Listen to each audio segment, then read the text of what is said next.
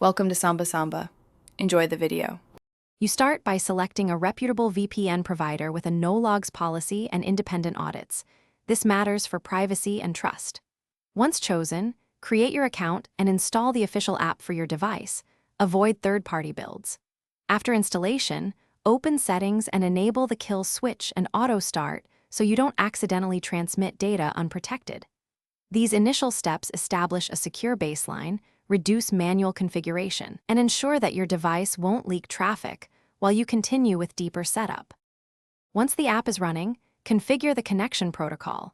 WireGuard gives better speed and lower latency, whereas OpenVPN can be more compatible on legacy systems.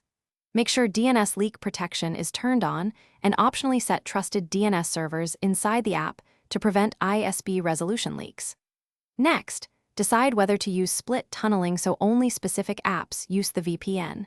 This reduces latency for non-sensitive tasks. These choices balance performance, compatibility, and privacy based on how and where you finish setup by verifying your new IP and ensuring there are no DNS or WebRTC leaks. Use a leak test and confirm the server location matches the VPN. Keep the app and device updated to receive security fixes and reconnect after major network or OS changes to avoid stale sessions.